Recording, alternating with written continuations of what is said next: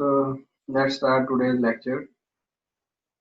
So far we have studied the bipolar junction transistor जिसकी हमने DC analysis भी की है चैप्टर 4 में और AC एनालिसिस चैप्टर 5 में की है। लेकिन एक और टाइप भी है ट्रांजिस्टर की जिसे आप फील्ड इफेक्ट ट्रांजिस्टर कहते हैं, क्योंकि बीजेटी में जो है आउटपुट करंट और वोल्टेज उसको आप कंट्रोल करते हैं करंट के थ्रू, इसलिए वो करंट कंट्रोल डिवाइसेस है। और उसमें बाइपोलर इसलिए कहते थे कि होल्स और इलेक्ट्रॉन्स दोनों की वजह से करंट जो है वो फ्लो करे।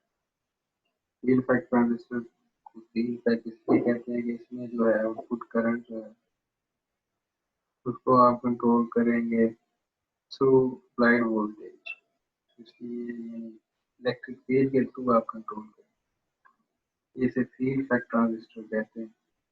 ये साइज में छोटा होता है कंपेयर टू बीजेटी, इसलिए ये इंटीग्रेटेड सर्किट्स में इसको हम यूज करते हैं क्योंकि ये स्पेस कम लेता है। अब तो नैनो टेक्नोलॉजी भी आ गई है, तो आपके कंप्यूटर में और जितने भी माइक्रो नैनो लेवल पे सर्किट्स हैं वहाँ पे ये फील्ड इफेक्ट ट्रांजिस्टर यूज होते हैं। और ये वोल्टेज कंट्रोल डिवाइस होती है, करंट कंट्रोल डिवाइस नहीं होती। तो इसमें आगे फर्दर टाइप्स थी, 3 टाइप्स हैं लेकिन हम 2 ही पढ़ेंगे। एक थी जंक्शन फील्ड इफेक्ट ट्रांजिस्टर, दूसरा है metal oxide field effect transistor, तीसरा मैसफेट्स होते हैं।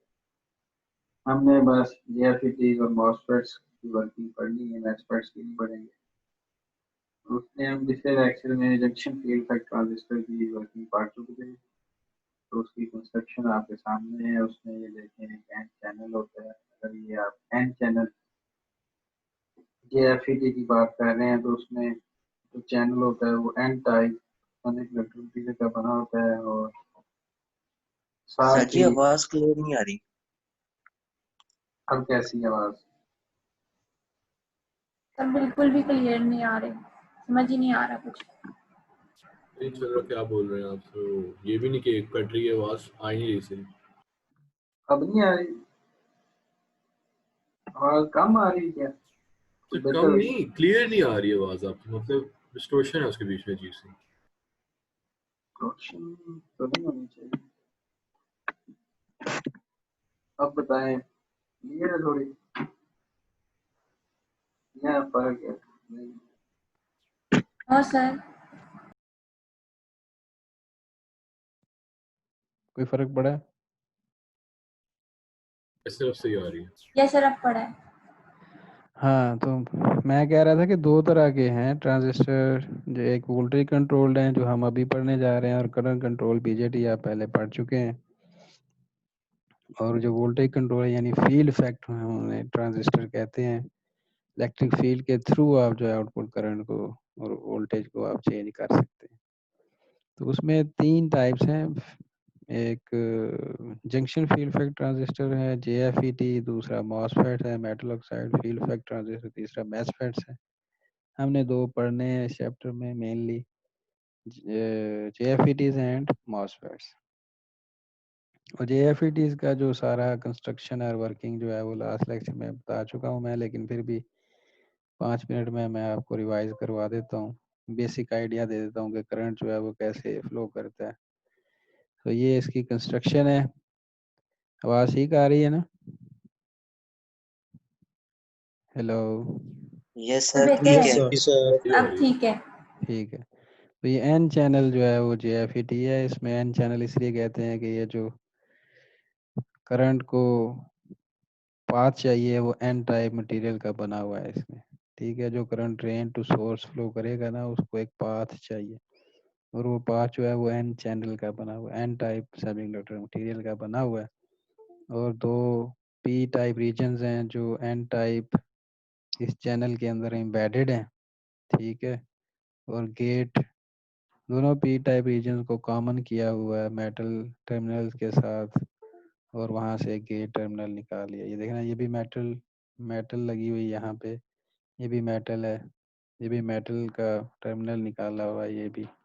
और इन दोनों पी टाइप रीजन को अगर आप देखें तो ये देखें डॉटेड लाइन शो करता है कि ये जो वायर है ये यहाँ से पीछे से होती हुई आके यहाँ पे कॉमन हो गई है, तो जो गेट बना है वो दोनों पी टाइप रीजन को कॉमन करके बना हुआ है। ड्रेन जो है वो वैसे ही अपर जो एन चैनल का जो पोर्शन है वहाँ पे मेटल का टर्मिनल लगा के उसे गेट कह दिया, और लोअर पे जो है मेटल का टर्मिनल लगा के उसे सोर्स कह दिया। अब हम जो है वो gate to source voltage apply करेंगे और drain to source voltage apply करेंगे। जो वोल्टेजेस हैं उनकी पोलैरिटी डिसाइड करेगी कि करंट फ्लो करेगा या नहीं करेगा, और कितना करेगा, और कैसे आप जो है वो ड्रेन टू सोर्स करंट को कंट्रोल कर सकते हैं। जाहिर बात है गेट टू सोर्स वोल्टेजेस को चेंज करने से आप ये जो ड्रेन टू सोर्स करंट है इसकी क्वांटिटी जो है उसको चेंज कर सकते हैं। तो ये सिंपल ये होता है कि एन टाइप है तो इसमें आप दो रीजन में अपनी वर्किंग को डिवाइड कर लेते हैं। एक जिसमें गेट टू सोर्स वोल्टेजेस को जीरो कर देते हैं, और दूसरा जिसमें गेट टू सोर्स वोल्टेजेस को नेगेटिव आप अप्लाई करते हैं, गेट टू सोर्स पे नेगेटिव वोल्टेज अप्लाई करते हैं। तो जब आपने गेट टू सोर्स वोल्टेजेस को जीरो किया हुआ है, ठीक है, तो ठीक है gate to source voltages VGS zero रखा हुआ है आपने, और ड्रेन टू सोर्स वोल्टेजेस आप बैटरी लगाइए, और वो एरो का साइन शो करता है कि वेरिएबल है, वो VDD आप चेंज कर सकते हैं। ठीक है, तो इसमें थोड़ा ये टेक्निकल है ये सारा, और मैं पिछले लेक्चर में बता चुका हूँ, लेकिन चलो अब रिवाइज कर रहा हूँ मैं। तो ये देखें ये पॉजिटिव टर्मिनल आपने ड्रेन के साथ लगा दिया, नेगेटिव टर्मिनल बैटरी का एक्सटर्नल जो बैटरी है उसका आपने सोर्स के साथ लगा दिया, तो जो गेट है उसको भी सोर्स के साथ शॉर्ट करके यहाँ पे ये देखना गेट और सोर्स टर्मिनल को एक वायर के थ्रू शॉर्ट किया और ग्राउंड कर दिया, तो ये भी जीरो लेवल पे VGS क्या हो जाएगा, जीरो। अब व्हाट विल हैपन कि पहले नंबर पे तो आप देखेंगे कि ये PN जंक्शन बन रहे हैं, तो एक PN जंक्शन जो है वो बन रहा है यहाँ पे इधर, और एक इधर बन रहा है, क्योंकि ये P टाइप रीजन एम्बेडेड है N टाइप चैनल वाले रीजन में, यहाँ भी P टाइप रीजन एम्बेडेड है N टाइप चैनल वाले रीजन में। तो जब आप ये देखिए पॉजिटिव टर्मिनल N चैनल के साथ कनेक्टेड है, तो ये कौन सी कंडीशन सेटिस्फाई हो रही है, फॉरवर्ड बायस की रिवर्स बायस। ये चैनल जो है ये जो जंक्शन है PN जंक्शन रिवर्स बायस होगा या फॉरवर्ड बायस होगा, एनीवन, बस रिवर्स बायस। तो ये डिप्लीशन रीजन क्रिएट हो जाएगा ना यहाँ पे, ठीक है, ये देखें डिप्लीशन रीजन क्रिएट हो रहा है जैसे रिवर्स बायस में होता है। अब क्या होगा, इस चैनल जो जो ये जो इलेक्ट्रॉन्स हैं ये यहाँ पे N चैनल है, तो यहाँ पे फ्री इलेक्ट्रॉन्स अवेलेबल हैं। तो यहाँ पे जब पॉजिटिव पोटेंशियल लगेगा बैटरी का, तो electrons will be attracted towards this terminal, और इलेक्ट्रॉनिक करंट फ्लो जो है वो सोर्स से ड्रेन की तरफ होगा, लेकिन कन्वेंशनल करंट फ्लो क्या होगा, ड्रेन से सोर्स की तरफ। कन्वेंशनल आप हमेशा इसी तरह लेते हैं ड्रेन कि या फ्लो ऑफ पॉजिटिव चार्जेस की वजह से जो करंट होता है उसे कन्वेंशनल करंट कहते हैं, लेकिन एक्चुअली जो डिवाइस में करंट फ्लो कर रहा होगा वो सोर्स से ड्रेन होगा, लेकिन हम चूंकि कन्वेंशनल करंट की फ्लो की डायरेक्शन लेते हैं तो आप ड्रेन से सोर्स की तरफ लेंगे डायरेक्शन। तो बात सिंपल ये है कि ये बैटरी का पॉजिटिव टर्मिनल इन चार्जेस को जो है वो कंट्रोल कर रहा है, और जितना फिर VDD को बढ़ाएंगे ये जो चार्जेस हैं इनकी क्वांटिटी बढ़ती जाएगी, which will be attracted towards the positive terminal, तो ID जो है वो क्या होता जाएगा, बढ़ता जाएगा ड्रेन करंट।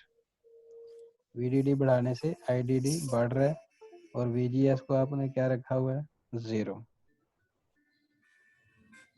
अब इसमें यह था कि मैंने ये बताया था कि यहाँ पे डिप्लीशन रीजन की विड्थ ज़्यादा है, इधर कम है, वो एक बड़ा ही टेक्निकल पॉइंट है। उसको समझने के लिए आपने अज्यूम किया था कि ये जो चैनल है इसको एक इक्वल रेजिस्टर्स में डिवाइड कर लिया, ठीक है। चैनल जाहिर बात है चैनल में से करंट फ्लो कर रहा है ना, ये इलेक्ट्रॉन जो है वो सोर्स से ड्रेन की तरफ जा रहे हैं, तो एक एक पाथ है, पाथ की रेजिस्टेंस हमेशा होती है। उस रेजिस्टेंस को आपने 4 इक्वल रेजिस्टेंस यूनिफॉर्म रेजिस्टेंसेस में डिवाइड कर लिया तो चारों के क्रॉस वोल्टेज ड्रॉप भी सेम होगा।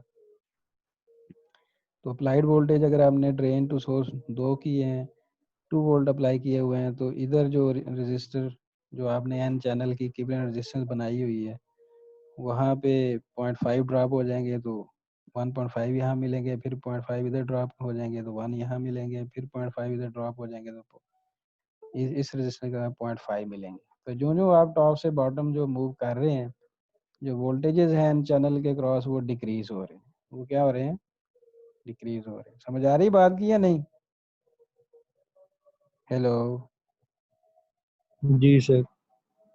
एक तो आप बिल्कुल रिस्पॉन्ड नहीं करते हैं और पता नहीं कॉल में आके कहीं चले जाते हैं या पता नहीं क्या हिसाब किताब है आपका। हम लोग जो है वो लेक्चर दे रहे होते हैं, आप लोग रिस्पॉन्ड ही नहीं करते यार।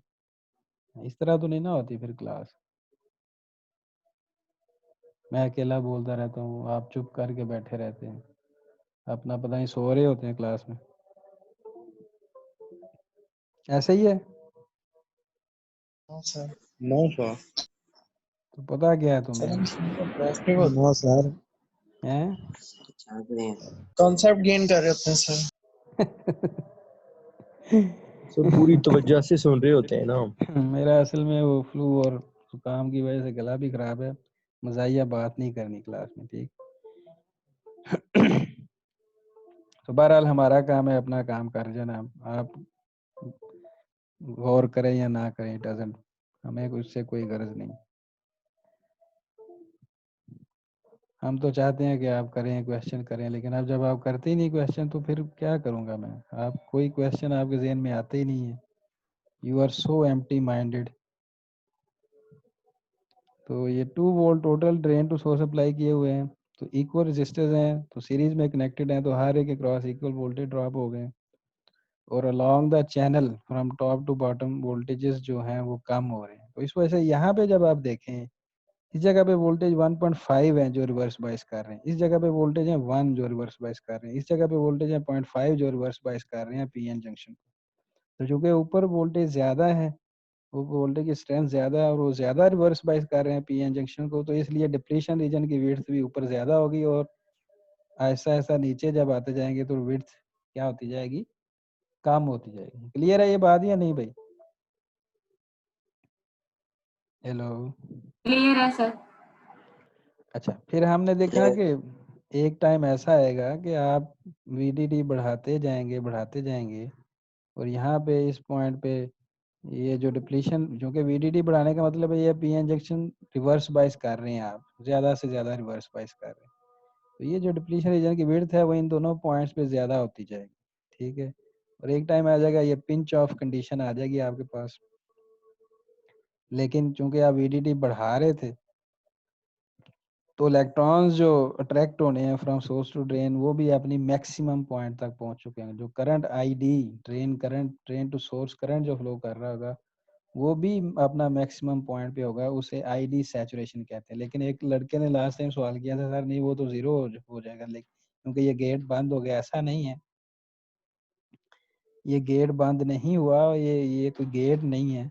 इलेक्ट्रॉन जो है they are very small in nature, तो सफिशिएंट जो है वो स्पेस अवेलेबल है जिससे ये जो है करंट जो है वो मैक्सिमम फिर भी फ्लो कर रहा होगा। लेकिन ये गेट बंद होने का मतलब ये है कि रेजिस्टेंस ड्रेन टू सोर्स इस वक्त मैक्सिमम होगी। तो यानी ड्रेन टू सोर्स वोल्टेज अगर आप चेंज कर रहे हैं तो रेजिस्टेंस सिर्फ ड्रेन टू सोर्स क्या हो रही है? चेंज हो रही है। तो आप फिर जेएफईटी को वोल्टेज कंट्रोल्ड रेजिस्टर के तौर पे भी यूज कर सकते हैं, क्योंकि ये इसकी रेजिस्टेंस जो है वो चेंज हो रही है। जो जो ये पिंच ऑफ कंडीशन आ रही है, करंट एन जो फ्री इलेक्ट्रॉन्स हैं उनको सोर्स से ड्रेन तक पहुंचने के लिए जो पाथ है उसकी रेजिस्टेंस ज्यादा से ज्यादा मिल रही है जो ही आप वीडीडी बढ़ा रहे हैं। तो ये तो ऑपरेशन है जब वीजीएस जीरो है, ठीक है? कैरेक्टरिस्टिक्स को आप प्लॉट भी कर सकते हैं। ये देखिए आपने ये ऐसा ऐसा ड्रेन टू सोर्स वोल्टेज बढ़ा रहे हैं तो करंट भी बढ़ रहा है, पिंच ऑफ वोल्टेज पे आके करंट जो है वो मैक्सिमम होता है, उसे आईडी सैचुरेशन कहते हैं। और फिर उसके बाद पिंच ऑफ वोल्टेज के बाद जितना मर्जी ड्रेन टू सोर्स वोल्टेज बढ़ाओ, करंट जो है वो डिवाइस का सेम रहता है, और इसे फिर सैचुरेशन लेवल कहते हैं। ठीक है, VGS 0 पे। अब जो है वो दूसरी कंडीशन है कि जब VGS को थोड़ा सा इंक्रीज करना है, यानी गेट को मोर नेगेटिव करना है एज कंपेयर टू सोर्स, तो -1 वोल्ट की बैटरी लगा दिया, तो gate is more negative as compare to source. तो अब क्या रिवर्स बाइस कंडीशन मजीद बढ़ गई या कम होगी, कौन बताएगा? पहले ही VD बैटरी तो वही पॉजिटिव टर्मिनल इधर कनेक्टेड है, नेगेटिव इधर कनेक्टेड है। जब VGS 0 था फिर भी तो ये दोनों जंक्शन जो PN जंक्शन बने हुए थे, ये क्या थे? रिवर्स बाइस हो रहे थे।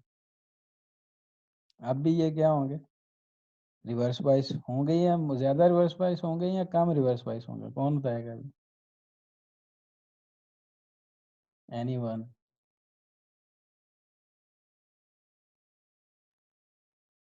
एनीवन?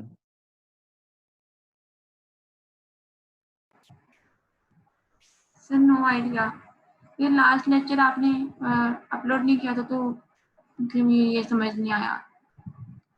नहीं तो ये तो रन टाइम पे भी आपको पता होना चाहिए, मतलब ये तो बेसिक कंसेप्ट है सर उसके ये लिए। रिवर्स बाइस ज्यादा होंगे? तो मैं आपसे पूछ रहा था कि जब VGS 0 रखा हुआ था, इधर से VDD आप इंक्रीज कर रहे थे, तो फिर भी रिवर्स बाइस हो रहा था, ये जंक्शन जो ये PN जंक्शन और ये वाला PN जंक्शन। Yes sir. तो अब भी उसी वही कंडीशन है, VDD यस वही। सर, ज्यादा होंगे, ज्यादा होंगे। क्यों? क्योंकि ये नेगेटिव में चला गया, पहले 0 था अब नेगेटिव। नेगेटिव में चला गया, तो अब P टाइप रीजन को माइनस वोल्टेज मिल रहे हैं, तो ये इधर से भी रिवर्स बाइस हो रहा है, उधर से भी क्या हो रहा है? Reverse bias. बैटरी भी रिवर्स बाइस कर रही है, अब ये बैटरी भी रिवर्स बाइस कर रही है। दो बैटरी, ये एक्सटर्नल बैटरी, ये दो एक्सटर्नल बैटरीज आ गई हैं और दोनों रिवर्स बाइस कर रही मिलके। तो दिस टाइम डिवाइस में जो जंक्शंस हैं, PN junction, those will be more reverse bias. तो ये जो डिप्लीशन रीजन है ये भी ज्यादा होंगे एट स्टार्ट। यस सर, बिल्कुल ठीक हो गया, आप समझ आ गए। तो ओके। इसलिए ये जो ड्रेन टू सोर्स रेजिस्टेंस है वो भी ज़्यादा होगी। अब अगर आप VDD को बढ़ाएंगे तो करंट तो बढ़ेगा, लेकिन ये जो पिंच ऑफ कंडीशन है ये जल्दी आ जाएगी। पिंच ऑफ कंडीशन क्या होगी? जल्दी आ जाएगी। तो जब पिंच ऑफ कंडीशन आ जाए तो उस वक्त करंट जो है वो मैक्सिमम फ्लो कर रहा होता है, हाई सैचुरेशन होता है। तो करंट जो है वो सैचुरेशन करंट जो है वो भी कम होगा एज कम्पेयर टू VGS 0, क्योंकि VGS 0 पे पिंच ऑफ वोल्टेज जो है वो लेट आते हैं, देर से आते हैं। इस इस कंडीशन में पिंच ऑफ वोल्टेज भी जल्दी आ जाएंगे, तो करंट जो है वो ड्रेन टू सोर्स वो भी क्या हो जाएगा? सैचुरेशन करंट भी जो है वो कम हो चुका होगा डिवाइस का। तो इसलिए करेक्टरिस्टिक्स अगर आप देखें तो VGS 0 पे देखें सैचुरेशन करंट मैक्सिमम है, 8 मिली एम्पेयर है। VGS -1 पे ये सैचुरेशन करंट कम हो गया ना, ये देख कितना हो गया, ये 4.5 के राउंड बोट आ गया। और VGS -2 पे ये सैचुरेशन करंट जो डिवाइस का और कम हो गया। और एंड सो ऑन, एक ऐसा VGS की वैल्यू भी आएगी जहाँ पे करंट बिल्कुल डिवाइस का क्या हो जाएगा? 0 हो जाएगा, यानी रेजिस्टेंस ड्रेन टू सोर्स क्या हो जाएगी? बहुत ज़्यादा हो जाएगी। तो करंट बिल्कुल फ्लो ही नहीं करेगा ड्रेन टू सोर्स, उसे हम कट ऑफ रीजन कहते हैं। ये सारा ये रीजन कौन सा है? कट ऑफ रीजन है, ये सैचुरेशन है यहाँ पे।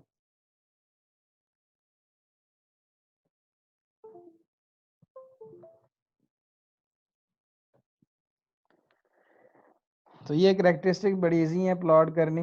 डिफरेंट VGS पे आप ड्रेन करंट जो है उसको प्लॉट कर रहे हैं। तो जो ही आप गेट टू सोर्स वोल्टेजेस को मोर नेगेटिव करते जाएंगे, ड्रेन टू सोर्स रेजिस्टेंस बढ़ती जाएगी, जिस वजह से जब रेजिस्टेंस बढ़ेगी तो सैचुरेशन करंट की वैल्यू भी कम होती जाएगी। और इसी तरह पिंच ऑफ वोल्टेज का लेवल भी क्या होता है? Locus of pinch of value, ये देखें जब VGS 0 है तो पिंच ऑफ वोल्टेज वैल्यू ये यहाँ पे है। पिंच ऑफ वोल्टेज यहाँ से ड्रॉप करेंगे आप परपेंडिकुलर, तो वो 4 के अराउंड बनता है। जब VGS -1 है तो पिंच ऑफ वोल्टेज भी थोड़ा कम हो गया, जब VGS -2 है तो मजीद कम हो गया, जब VGS -3 है तो पिंच ऑफ वोल्टेज मजीद कम हो गया।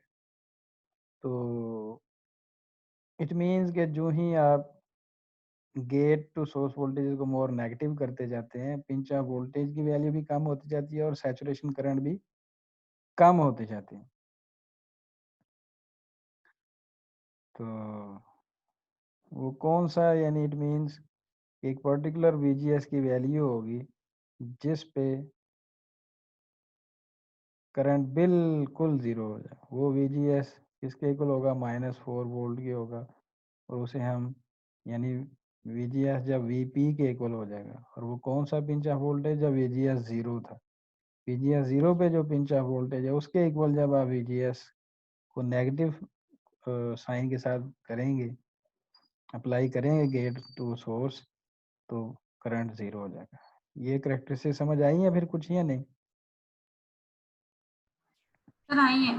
ठीक है, तो इसी तरह ये वोल्टेज कंट्रोल रेजिस्टर बन जाता है आपका ड्रेन टू सोर्स JFET, और उसका फार्मूला ये है। उसमें VGS आपको चाहिए, पिंच ऑफ वोल्टेज चाहिए, डेटा शीट से सारी वैल्यू आ रही है, और R0 भी डेटा शीट से आपको मिल जाएगा।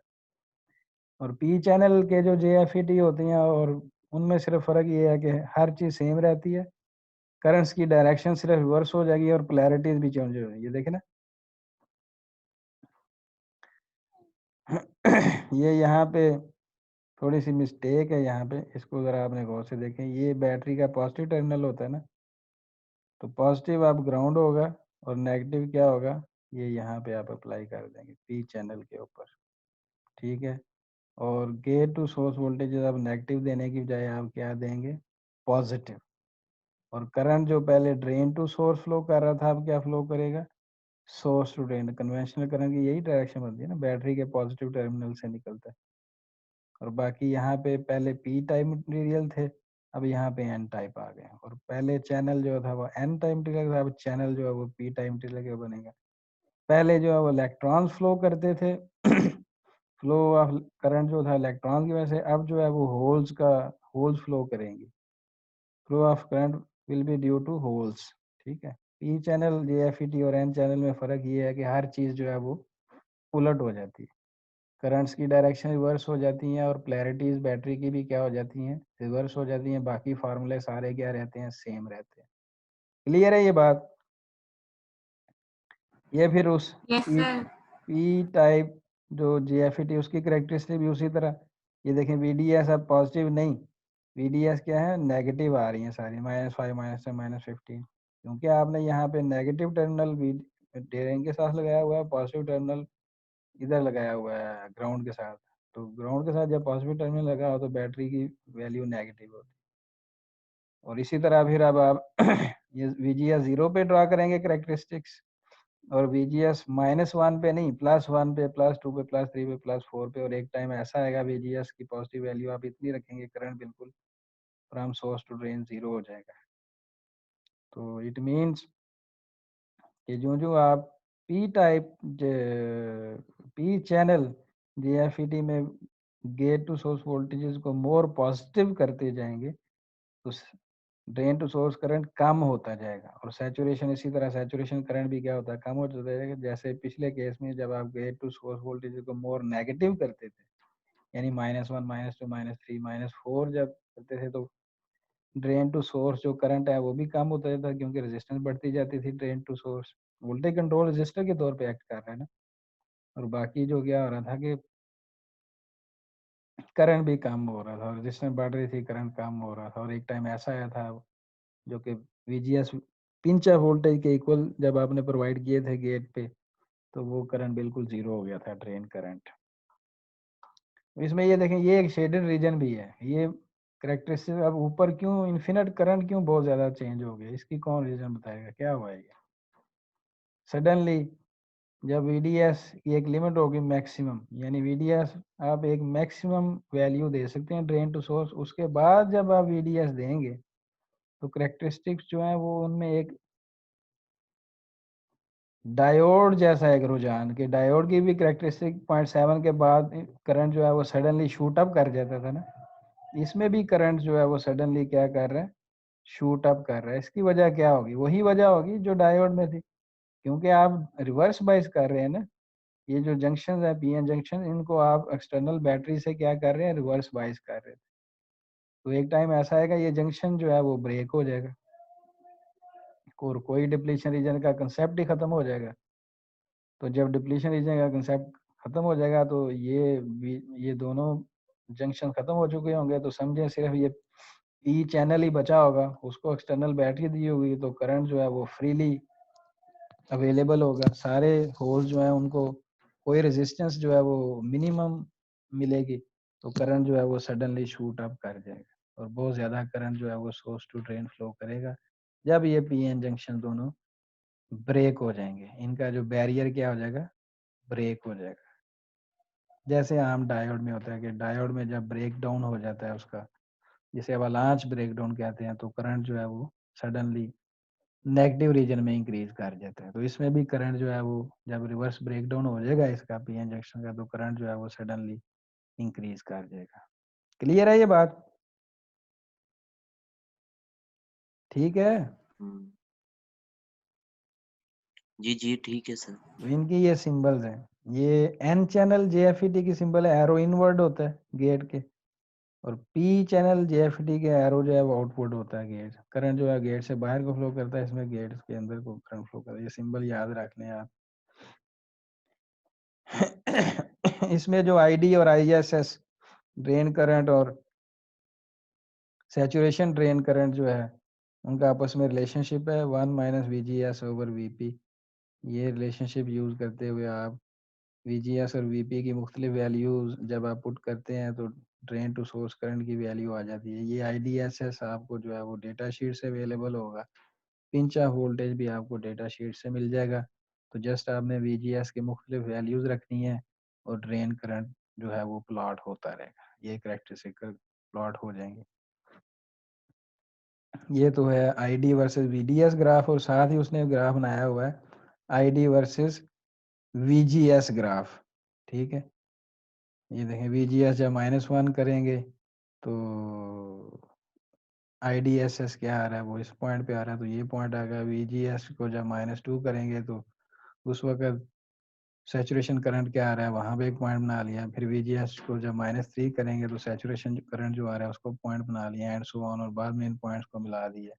तो इसमें दो ग्राफ हैं, एक ID वर्सेस VDS है और दूसरा ID versus IDSS versus VGS। तो ये सिंपल आप देखें, यही इसी कर्व को आप एक्सटेंड कर रहे हैं पीछे। तो ये VGS 0 वोल्ट पे IDSS की एक वैल्यू है, तो ये VGS 0 वोल्ट पे IDSS की वैल्यू 8 हो गई। फिर VGS -1 पे IDSS की एक खास वैल्यू 4.5, तो VGS को -1 कर दिया, वहां पे IDSS की वैल्यू आ गई, और अगेन तो ये एक कर्व लैदा बन जाएगी। ये तो वही सिंपल कर्व है ना जो आउटपुट करेक्टरिस्टिक्स हैं, और साथ ही ये कौन सी इनपुट करेक्टरिस्टिक्स आप इनको कह सकते हैं, क्योंकि इनपुट कहाँ पे आप दे रहे हैं? Gate to source. दोनों करेक्टरिस्टिक को मिला के आपने लिख तो व्हेन VGS इज 0 वोल्ट, इस करेक्टरिस्टिक में आ जाए VGS को 0 रखें तो 1 - 0 क्या हो जाएगा? 1 हो जाएगा। तो ड्रेन करंट किसके इक्वल हो जाता है? सैचुरेशन IDSS के। और उसी तरह जब VGS को VP रखें जो कि सैचुरेशन, वो जो कि कट ऑफ रीजन है, जब VGS को VP के इक्वल रखें तो इन कर्व्स में क्या होता है? VGS को VP रखें तो 1 - 1 क्या हो जाएगा? 0, और IDSS इन 0 तो ID भी 0 हो जाएगा। तो ये कर्व्स आप इजीली प्लॉट कर सकते हैं। अब जो है हम एक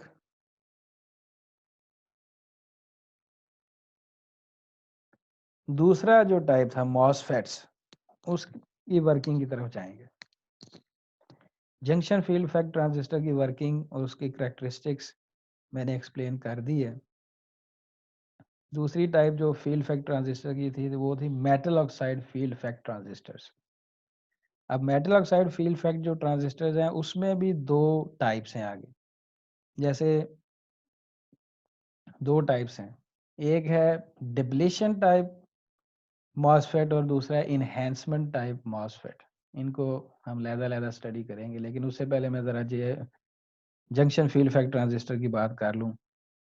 जंक्शन फील्ड इफेक्ट जो ट्रांजिस्टर है उसमें भी 2 रीजन है, आपको पता है फेमस, एक सैचुरेशन रीजन है, एक कट ऑफ रीजन है, और दरमियान में लीनियर रीजन है जिसे हम एक्टिव रीजन भी कहते हैं। लेकिन मोड ऑफ ऑपरेशन जो है JFET, चाहे पी चैनल JFET ले लें या एन टाइप JFET ले लें, दोनों में मोड ऑफ ऑपरेशन जो है वो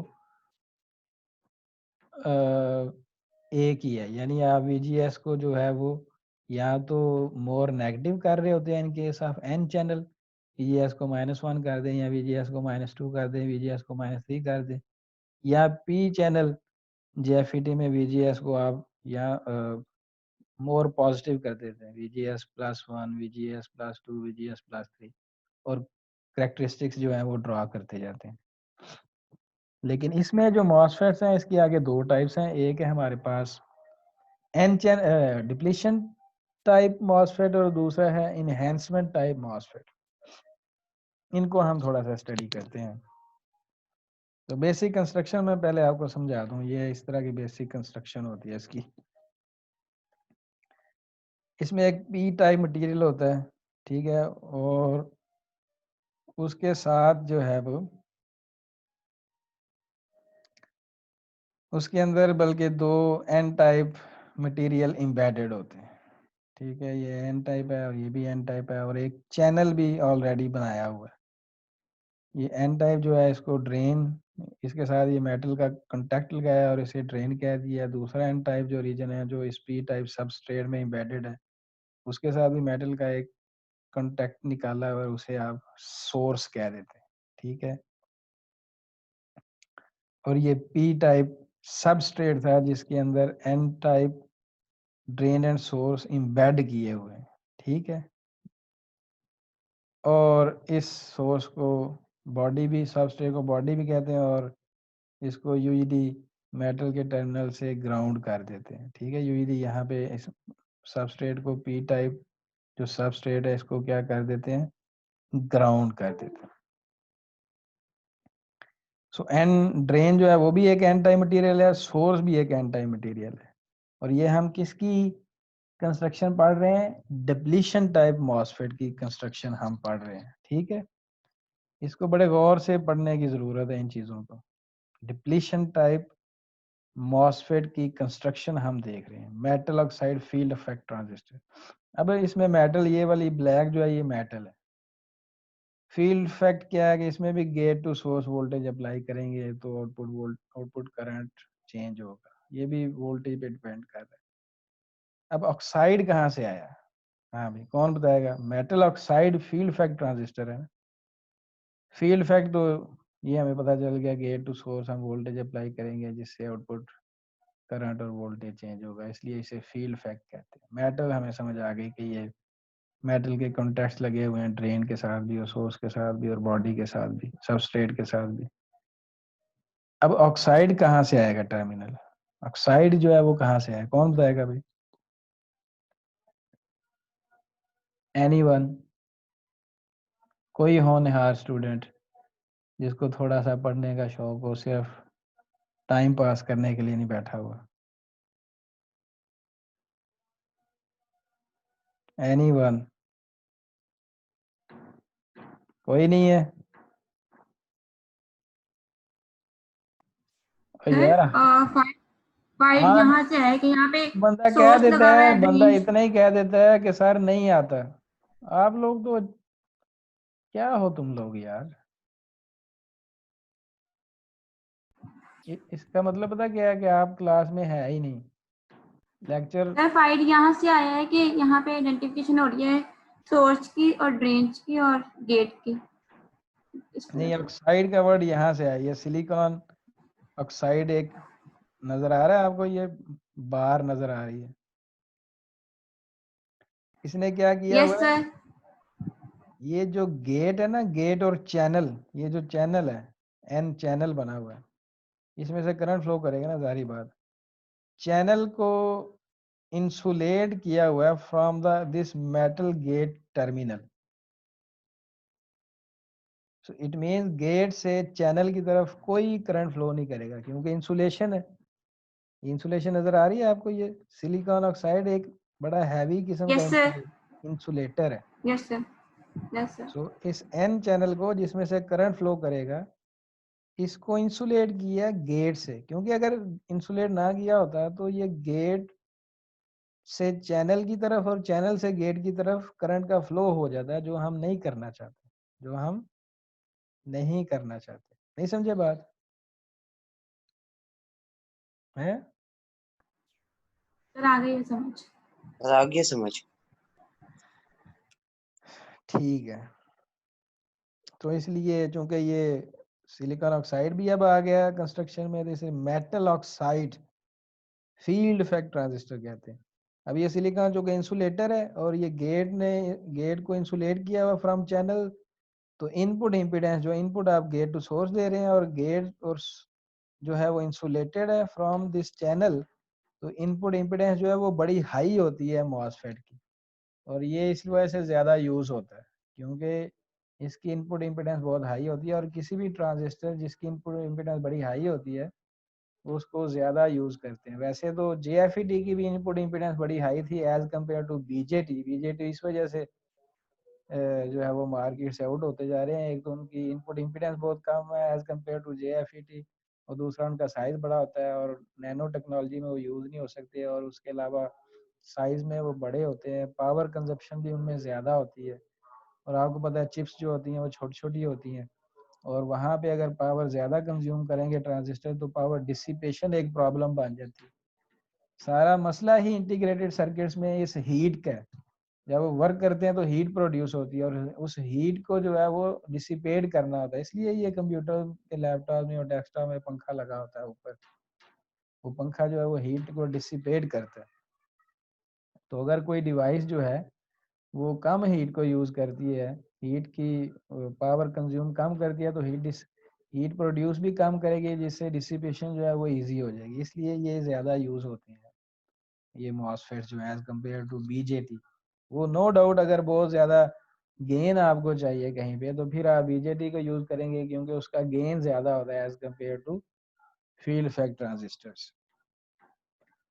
तो जहाँ गेन बहुत ज़्यादा चाहिए वहाँ पे आप BJT यूज़ करते हैं, अदरवाइज आप FET ही यूज़ करते हैं क्योंकि वो ज़्यादा सूटेबल है, हीट पावर कम कंज्यूम करते हैं, हीट का जो प्रॉब्लम है वो उतना इफेक्ट नहीं करता, और इंटीग्रेटेड सर्किट जो है उनके लिए भी सूटेबल है, साइज कम होता है। और दूसरी बड़ी बात है इनपुट इम्पीडेंस बड़ी हाई होती है, क्योंकि ये अब इंसुलेटर आ गया, इंसुलेटर की तो वैसे ही इम्पीडेंस बड़ी हाई होती है। इंसुलेटर जो है, इंसुलेटर है ना, कंडक्टर की कम होती है सबसे ज़्यादा, रेजिस्टेंस कम होती है, इंसुलेटर की सबसे हाई होती है। दरमियान में ये फिर इंसुलेटर और कंडक्टर के बिटवीन कौन से आ जाते हैं? सेमी कंडक्टर्स, उनकी उन दोनों के बिटवीन होती है रेजिस्टेंस। तो ये तो प्योर इंसुलेटर है, इनपुट इम्पीडेंस हाई होती है। एक ये भी फायदा इस मॉसफेट का, JFET की निस्बत इसका एक फायदा ये भी है, लेकिन इसका एक और भी फायदा है जो आप अभी बाद में देखेंगे। तो ये कंस्ट्रक्शन समझ ली फिर आपने? कंस्ट्रक्शन पूरी कंस्ट्रक्शन समझ आ गई है? ड्रेन है, सोर्स है, गेट है। Gate is insulated from this channel, और सबस्ट्रेट जो है वो जो चैनल होगा उसके अपोजिट जो पी टाइप मटेरियल होगा उसका सबस्ट्रेट होता है, और सबस्ट्रेट को यूजुअली मेटल टर्मिनल से ग्राउंड कर देते हैं। तो इसमें भी दो तरह के देखेंगे आप मोड ऑफ ऑपरेशंस होंगे, तो वो जो है वो हम फिर नेक्स्ट लेक्चर में इसका जो मोड ऑफ ऑपरेशन है वो नेक्स्ट लेक्चर में हम स्टडी करेंगे। ठीक है यहाँ तक? ओके हो गया सर। हाँ यस सर।